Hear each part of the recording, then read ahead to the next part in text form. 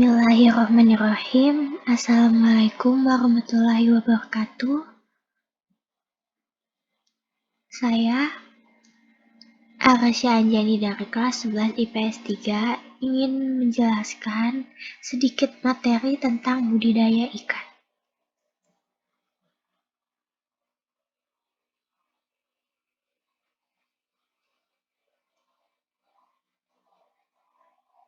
Sebelumnya kita pelajari dulu tentang budidaya ikan.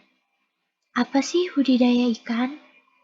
Budidaya perikanan adalah usaha pemeliharaan dan pengembangbiakan ikan atau organisme air lainnya.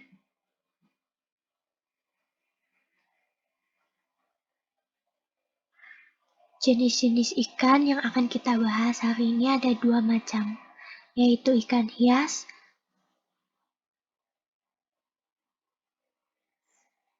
dan ikan konsumsi.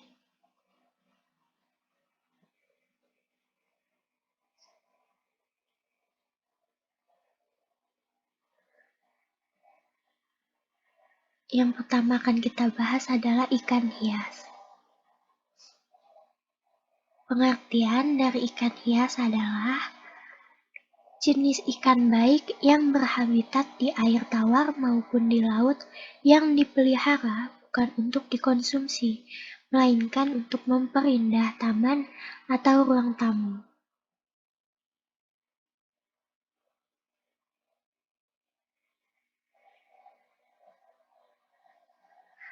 Panorama bawah laut sering kali dinilai mempesona sehingga banyak orang yang rela menghabiskan uang banyak untuk menyelam dan menikmatinya. Kini, kemajuan teknologi memungkinkan orang untuk menikmati panorama air laut di dalam ruangan.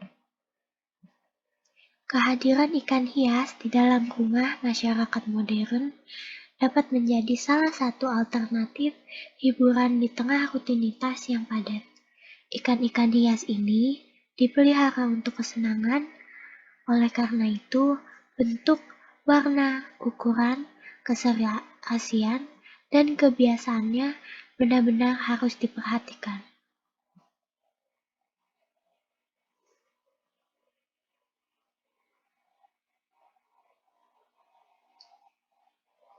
Ikan hias air tawar.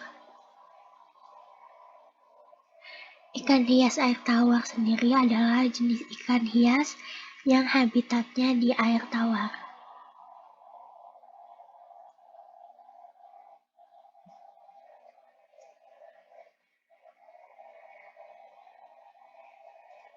Pemeliharaan ikan hias air tawar biasanya di akuarium atau di kolam tergantung pada tujuan pemeliharaannya. Salah satu pakan alami bagi ikan hias air tawar yang masih kecil adalah rotifera, yaitu organisme yang mudah ditemui di daerah perairan payau, tawar, maupun laut yang dalam keadaan normal berkembang biak secara partogenesis atau bertelur tanpa kawin.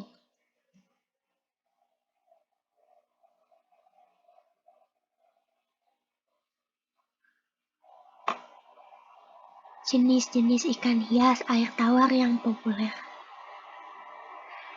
Yang pertama adalah Oscar, atau yang disebut dengan Astronotus ocelatus, memiliki ukuran dan gerakan yang mirip dengan ikan nila. Ikan Oscar ini memiliki warna dasar hitam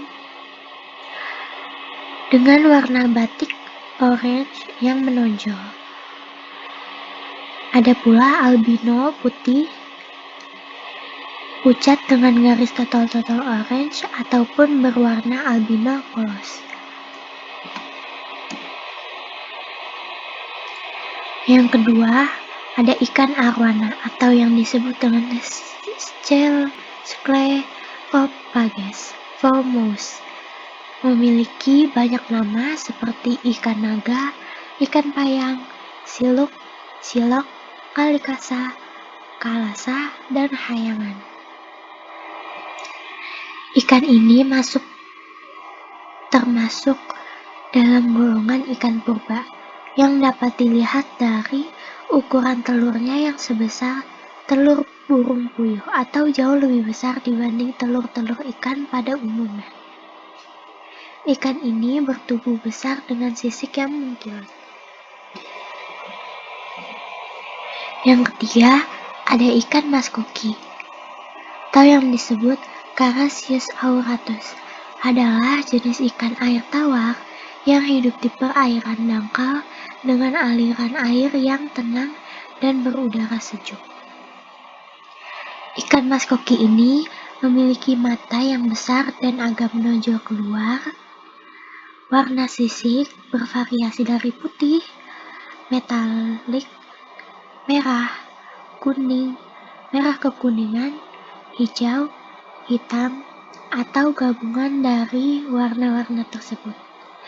Warna-warna pada tubuh ikan mas koki ditentukan oleh kandungan pigmennya.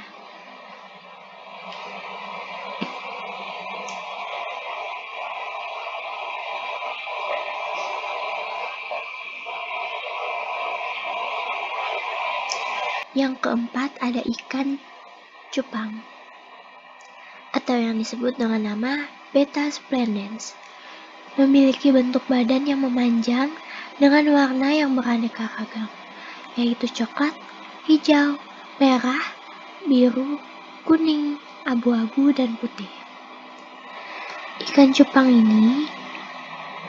Sirip ikan ini panjang menjuntai hingga terlihat seperti seluruh tubuh ikan tertutupi sirip yang berwarna-warni.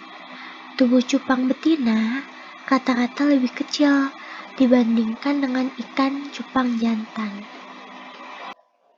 Yang kelima, ada ikan diskus, atau yang disebut dengan Symphisodon aequifasciata, berbentuk bulat pipih seperti piring yang telungkup. Yang keenam, ada ikan koi. Tubuh ikan ini bulat memanjang, menyerupai torpedo. Ikan koi umumnya berwarna hitam, putih, merah, kuning, perak, dan keemasan. Ikan ini tidak memiliki kemampuan menyimpan makanan kelebihan dalam bentuk lemak. Maka pemelihara ikan koi harus memberi makan sedikit-sedikit namun sering.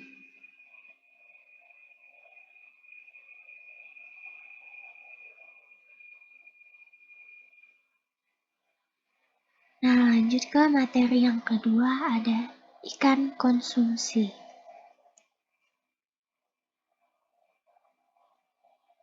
Pengertian dari ikan konsumsi diartikan sebagai ikan yang sering digunakan sebagai bahan lauk pauk dan sering menjadi pilihan untuk dikonsumsi.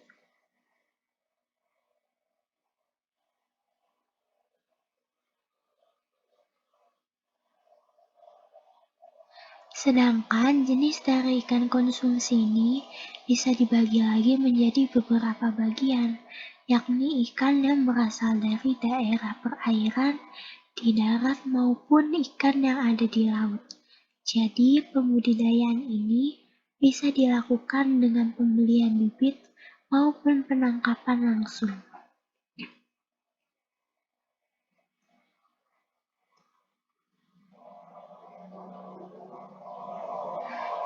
Jenis-jenis ikan konsumsi akan kita bahas. Yang pertama adalah ikan air tawar, yang kedua ikan air payau, dan yang ketiga ikan air laut.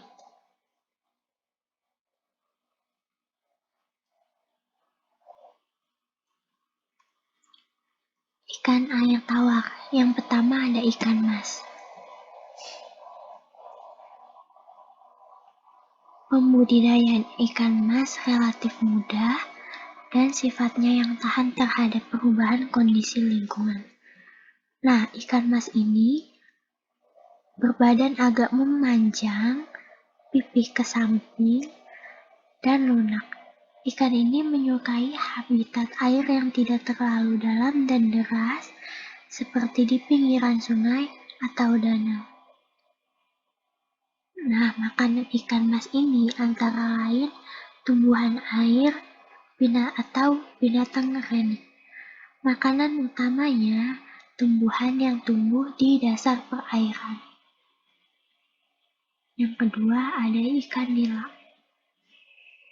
Ikan nila ini merupakan ikan air tawar yang mudah dipelihara dan gangguan penyakitnya tidak begitu banyak dan pertumbuhannya sangat cepat.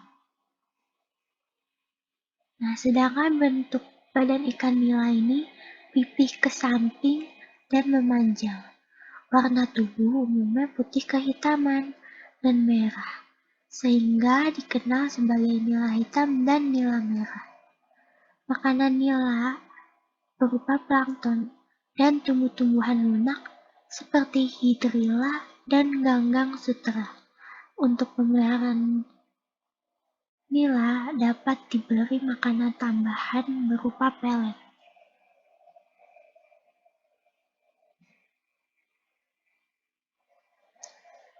Yang ketiga ada lele. Lele dapat hidup di semua perairan air tawar, di sungai yang airnya tidak terlalu deras, seperti danau, waduk, rawa, serta genangan kecil. Lele mempunyai alat pernapasan tambahan yang disebut labirin, terletak di bagian depan rongga insang,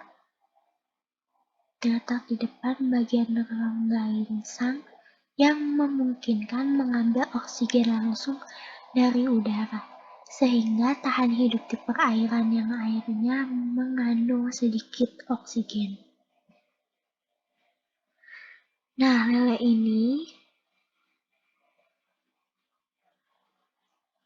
mempunyai bentuk yang memanjang, berkulit licin, dengan kepala pipih, dengan 4 pasang sungut, sirip ekor, dan perut yang membundar. Pakan ikan lele berupa pakan alami dan pakan tambahan. Nah, pakan alaminya ini seperti cacing, kutu-kutu air, jentik-jentik atau larva, dan siput kecil. Namun, lele juga termasuk jenis karnivora atau pemakan daging. Pakan tambahan yang baik adalah yang banyak mengandung protein hewani. Yang keempat ada ikan patin. Patin termasuk kelompok ikan catfish yang dapat hidup di perairan dengan kandungan oksigen relatif rendah.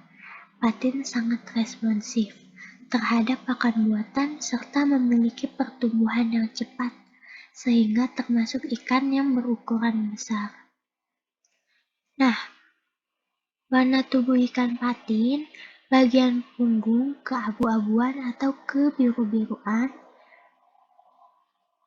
sedangkan di bagian perut putih keperak-perakan.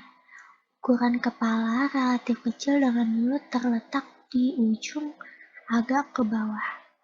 Pada mulut patin terdapat 2 pasang sungut atau kumis pendek yang berfungsi sebagai peraba. Patin ini termasuk jenis ikan omnivor atau pemakan segala dan cenderung menjadi karnivor, pemakan daging. Di alam, patin makan ikan-ikan kecil, cacing, serangga, biji-bijian, tumbuh-tumbuhan, rumput-rumputan, dan udang kecil. Dalam pemeliharaan patin dapat diberi pakan buatan berupa pelet.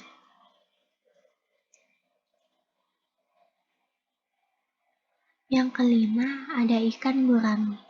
Bentuk tubuh gurami agak panjang, tinggi, dan pipih ke samping dengan panjang maksimum 65 cm.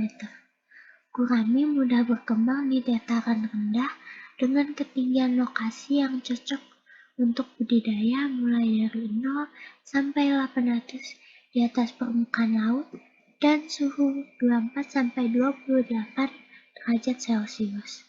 Gurami ini termasuk hewan omnivora, pemakan tumbuhan dan daging. Tumbuhan yang biasa dimakan yaitu azolla, kangkung, dan daun talas dengan pakan tambahan berupa pelet. Nah, untuk ikan gurami ini, pemberian pakannya harus dilakukan dengan sebanyak-banyaknya.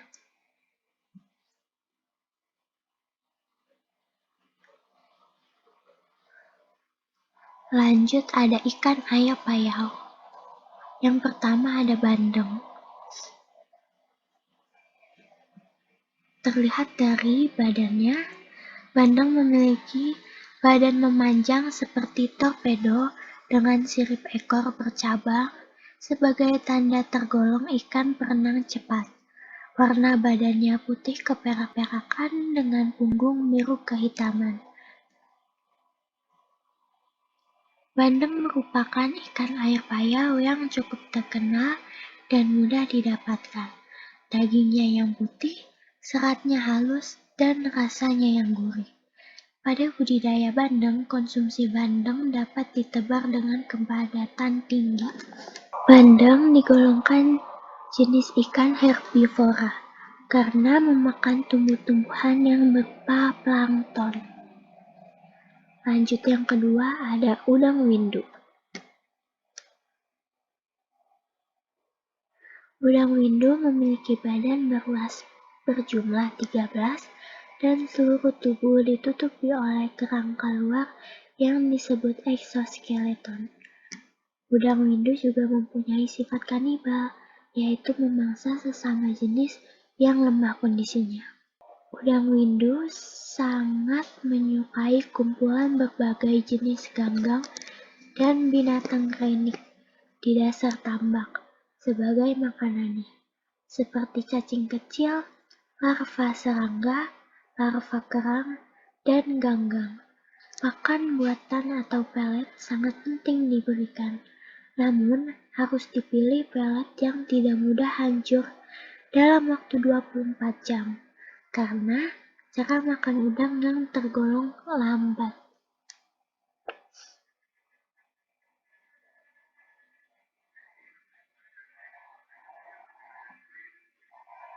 Lanjut ada ikan air laut. Yang pertama ada ikan kakap putih.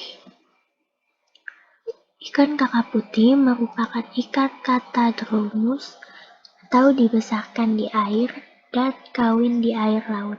Sifat-sifat inilah yang menyebabkan ikan kakap putih dapat dibudidayakan di laut, tambak, maupun air tawar.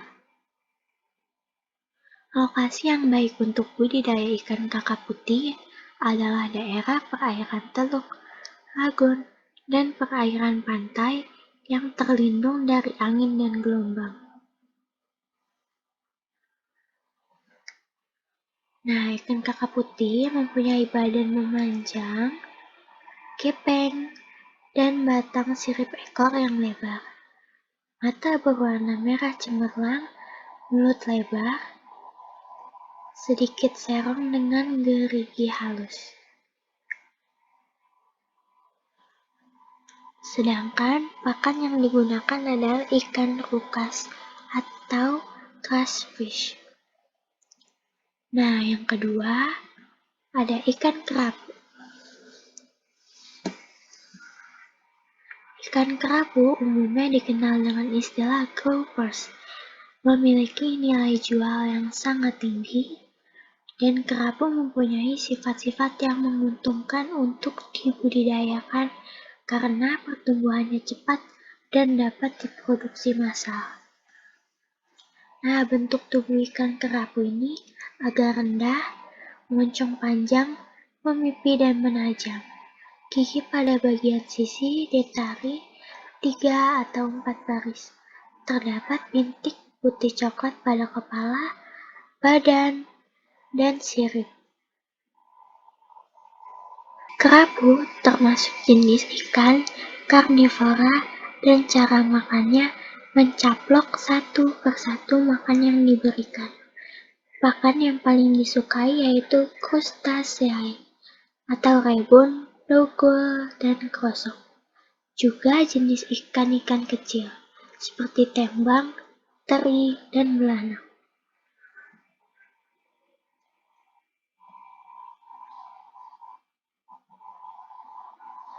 Sekian, terima kasih dari saya Akasya Anjani 11 IPS 3. Kurang lebihnya saya mohon maaf. Wassalamualaikum warahmatullahi wabarakatuh.